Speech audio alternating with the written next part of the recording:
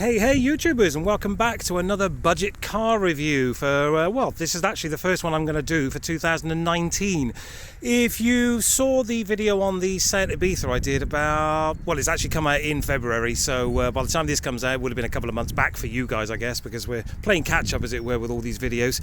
I did sell that. I didn't sell it to the guy that was coming that day. I ended up actually selling it to a local car dealer, which is probably the best thing, because they've probably got their own mechanic who can fix all the things that as I mentioned in that video, were wrong with it, and they'll sell it on, well, they actually they put it up for sale the next day for £3,700, and bearing in mind they gave me 1,400 quid for it. There's no way they could have fixed everything, and there's no way they could have really delved into what all the problems were, so I'm not quite sure what was going on with that. Typical sort of used car dealership, I guess. Anyway, I digress. I have gone on to buy another VW. I say another VW because the Seats obviously are owned by Volkswagen Audi Group, and I've always fancied having a go on one of these Volkswagen Golfs because they have such an iconic reputation for being reliable and relatively cheap now. I mean, this is a Mk5 2006, so it's getting on for 13 years old, and you know my, not loathing for diesels, but you know if I have a choice I will always go for a petrol over a diesel,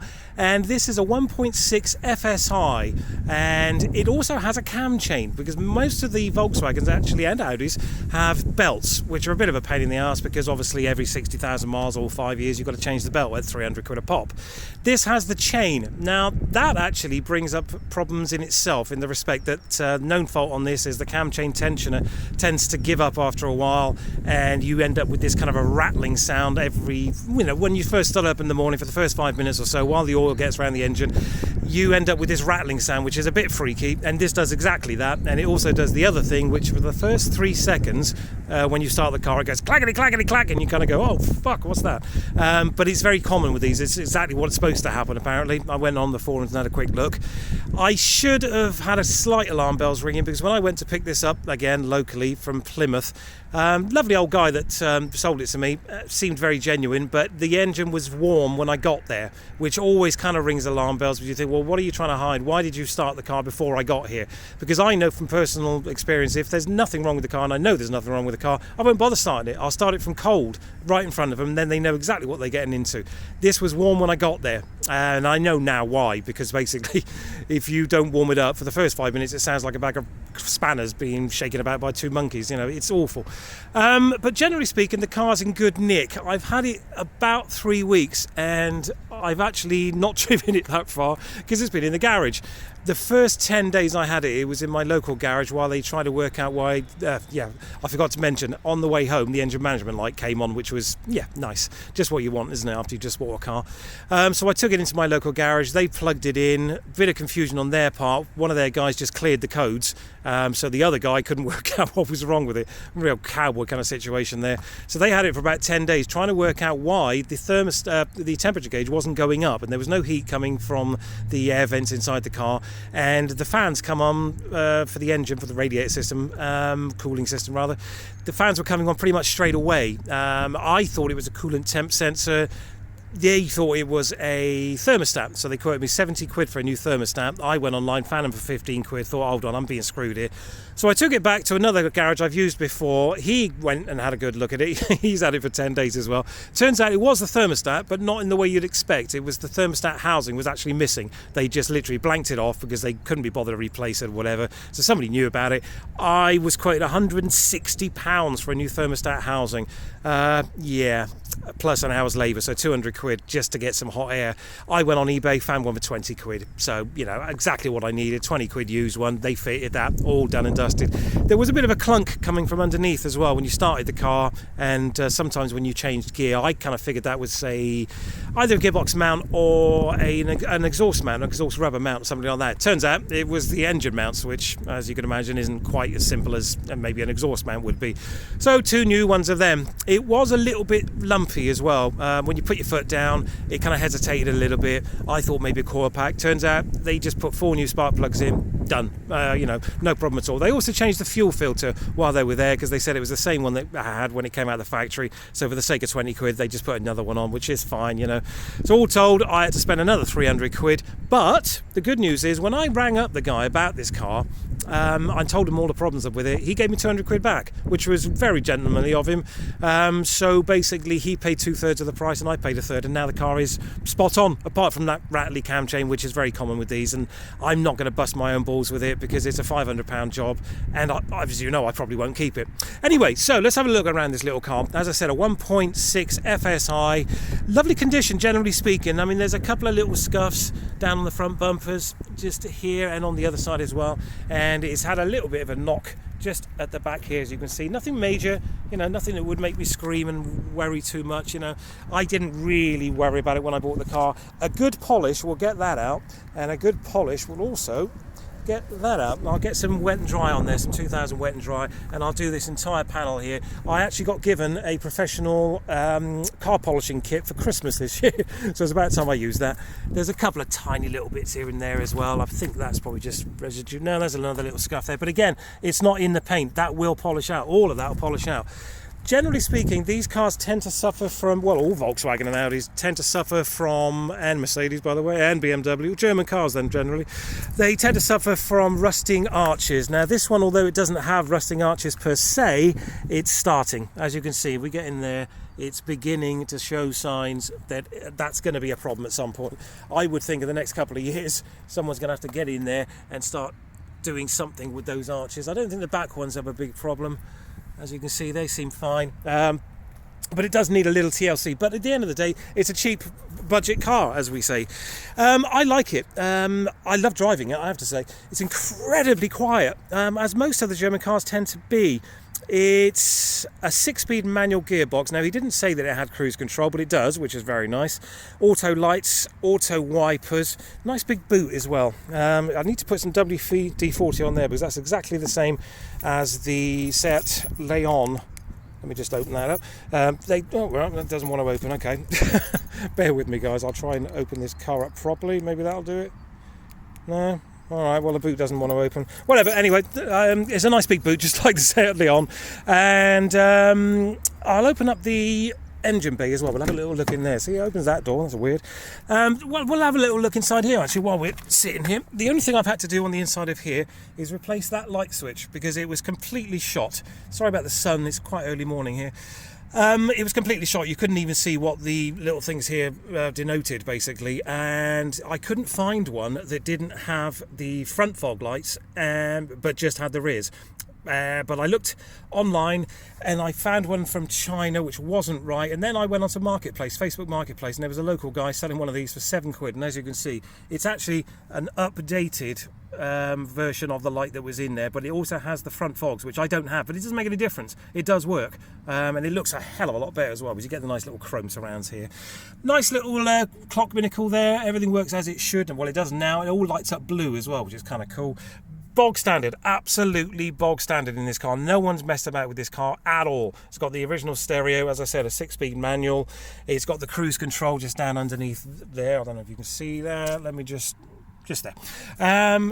Electric windows, heated electric windows as well. As often with these cars, you'll see that the light switches and the electric window switches and also the hand grab rails like this. All German cars tend to start fading with that, as do the gear gaiters as well. Generally speaking, what I would do with that is either replace it, or I have in the past actually just bodged it with a black felt tip pen, you know, just literally go over that just so it doesn't look quite so bad. Illuminated mirrors as well. I always like that in a car. You know, it gives you a sense of something a little bit special, and a sunglasses holder for when the sun finally comes out. But as you can see, I mean, generally speaking, it's a nice little place. You know, I could drive along in here. 12-volt socket as well, which is always handy. And the back seats, as usual, Isofix, but no one looks like they've ever sat in the back, to be fair. But a nice place. And as I said, incredibly quiet to drive this. Once you're doing 60 miles an hour, maybe 2,500 revs, 6 gear, it's literally like driving a Merc, you know, and it's just an old Volkswagen Golf at the end of the day with a couple of little marks. I mean, there's another tiny little mark there, which I'm not sure you'll be able to see, but I'm not going to worry about that, you know. What else? The reason I prefer the Mark 5 over the Mark 4, by the way, is I hated the steering wheel, the 4-spoke kind of sideways on steering wheel. I thought they looked so shit, but the 3-spoke looks fine for me. And as I said, I think that's a relatively nice place to be. I put some new mats in as well, but because it's February, so it's kind of like still winter, they're looking a bit grubby. Anyway, let's have a little look in here. There's a few stone chips on the bonnet, as you'd expect, but not as bad as you might think. There we go. What can you say? 1.6 Fsi. I'm trying to cover up the sun behind me, but it's a little bit difficult. This badge was actually missing when I bought the car. This badge was missing, so I sourced another one. But as you can see, it's a little bit scratched and scuffed, and I don't really know why, to be honest. And I've also given it an oil and filter change. So generally speaking, since I bought this car, it's had an oil and filter change, spark plugs have been changed, engine mounts have been changed, fuel filter has been changed. Hold on, someone's ringing, so we'll get rid of that. What else? The thermostat and housing has been changed. It does need, because again, this guy knew what he was doing. As you can see in there, that tyre has been, I would say, these front tyres have been swapped around. So basically you couldn't really see how bad the wear was on the front tyres. Now it's going to need 2 new tyres. The good news is, for I think it's about 120 quid, I could change all 4 tyres on here. So that's how cheap they are, because they are, you know, they're not expensive, these little 15-inch tyres, but they do need doing, as you can see. The back ones I don't think are too bad. They'll pass the grade, as it were. I also did what I normally do, and I got some new centre caps, and I put some wheel nut bolt caps on as well, just because they're like, there was 5 quid for the centre caps and 5 quid for the chrome caps for the nuts as well, or the bolts, as it were. And it smartens it up. If I can be bothered, I will do much better and get in here and get all these little bits of rust off, because as you can see, just a bit of spit and polish will get that off, and I might paint these. But I don't think I'd paint them red, because the car, as you can see, it's not sporty enough to really warrant red calipers. I think you'd be digressing away from the originality of the car. I might do them silver, Simmeramrite, basically. It'll take me an hour. It'll cost me a couple of quid, literally. And I think that'll just smarten up the calipers, as it were. You know, it's not a big job, as I said. A couple more little scuffs here and there. I mean, I could get my new fancy polisher out and I could go over this, spend 2 hours literally polishing the money into this car, as it were. But I don't think I'm going to bother, because it's not any more than it really ought to be. You know, it's just a 3-door coupe 1.6 petrol Golf, which is 13 years old. MOT until July, so 6 months MOT. No advisories on the last one, and it's done 114,500 miles, which for a petrol is a little bit high, but everything works on here the way it should do. The clutch is absolutely spot on. I've never had a clutch quite so smooth. I mean, the gearbox on this is just sublimely smooth. You'd think it was a new car, you know. And as you can see, condition-wise, it's actually in pretty good nick, considering how much I paid for it and how much I'm going to ask for it. You know, as I said, I've spent, with the oil change and putting it into the garage and everything else, I've spent the best part of 400 quid on top of what I paid. So I paid 1,200 quid for this car, 1,250, sorry, for the car. I've spent 400, it owes me 1,650. I will sell it for 1,650. I might even take a slight loss, but this isn't about making money on selling cars. That's not what I'm all about. I'm more about experiencing cars. I can say, okay, I've had a Volkswagen Golf now. That's fine. I've had a Seat Leon, which is effectively the same car. That's fine. You know, I know what my feelings are now. I've also had the Seat Ibiza, which we don't talk about. Something odd did happen. I'm not sure. Well, you probably can see that on that door. Yeah. It's the only bit of real damage on the car, I would say, and it's not damage per se, it's just something odd's happened there. He's opened his door onto a brick wall or something there. I'm not quite sure what's happened, but it's the only real bit of damage that I can't deal with. I mean, I could put a new door on there, I suppose, if I really wanted to, but, you know, as I said, this will be a nice little car, a second car, should we say. Somebody passed their test a couple of years ago and has been driving around in a nice little, you know, Vauxhall Corsa 1.2 and wants to upgrade a little bit. Great, why not? Because, you know, for 1,600 quid, he could probably get 600 quid for his Corsa, put £1,000 in and get an upgrade, as I said, you know, because it's got nice little indicators in the wing mirrors. The wing mirror as well. When I bought it, never even noticed that wing mirror there was black. I'm not quite sure how I didn't notice that, but it was black. I found just the cover on eBay, 20 quid. So, you know, and I've got a new set of wipers coming. I'm not going to do my usual and change the bulbs on here, because I did try to put some LED side lights in here, and being the VAG system, it just doesn't like them. You know, it starts throwing up errors everywhere. In fact, it put them on for a second and then basically turned them off again. So I'm not quite sure what was going on with that. I put these wind deflectors on as well, because they were 15 quid. I found a set on Facebook for 15 quid, and I do like wing deflectors. I've had them in the past, and I find them useful. And I don't know why, I found it on eBay and I thought it was cheap, plus the aerial on the car was utterly screwed, and I found one of these shark fin aerials which almost matches the car, and it was £3.50.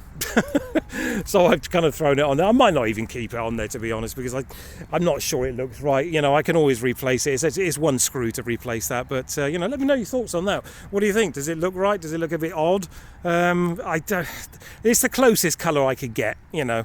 My feeling is it doesn't look quite right on most angles. It looks all right from there, I suppose, but I'll probably just get another $3.99 one off eBay and screw it back in and have done with it, you know.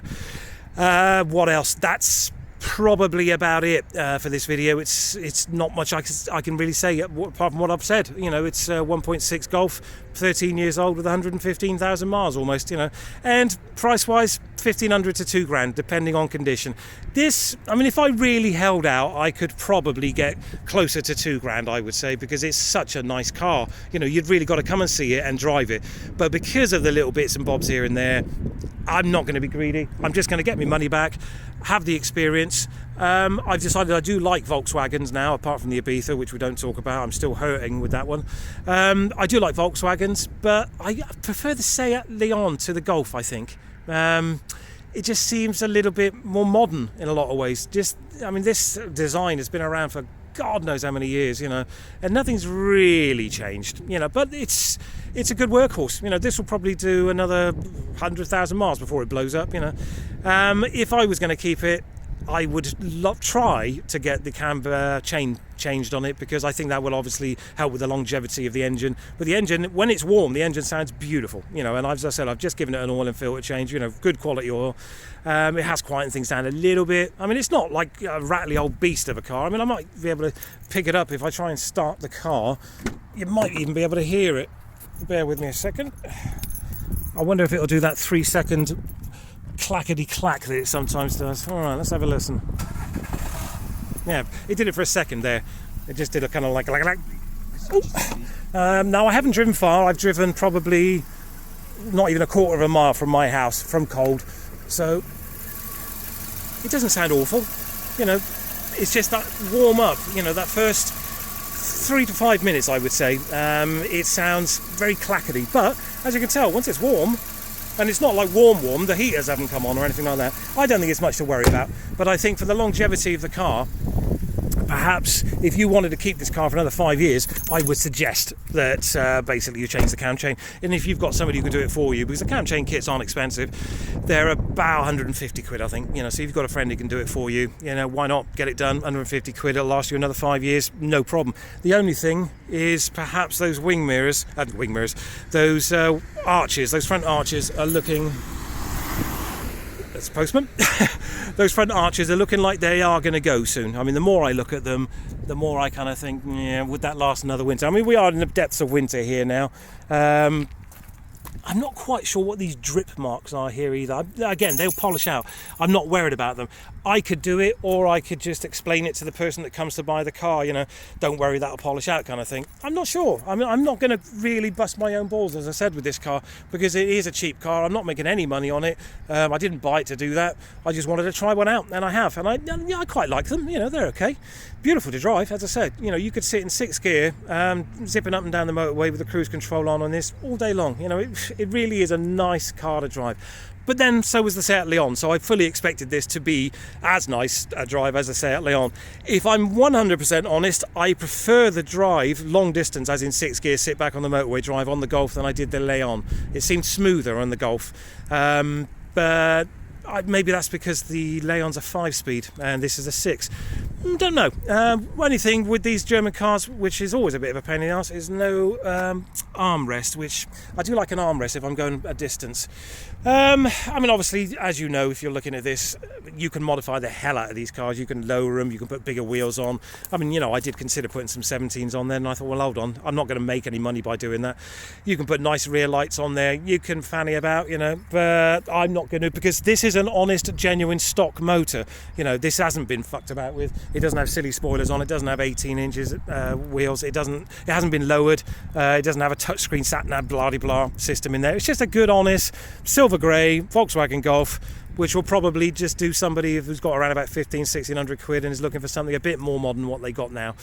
Anyway, that's it. Any questions, comments, advice? If you've got one of these, if you've got anything to say about it, drop it in the comments as always. It's always great to see comments. Makes me see that you're actually watching and listening to what I'm saying, because otherwise I'm going to go mad listening to my own voice. And I hope you had a great Christmas. A bit on from that now, I suppose, because by the time you see this, it will probably be back end of March, because I've got another special...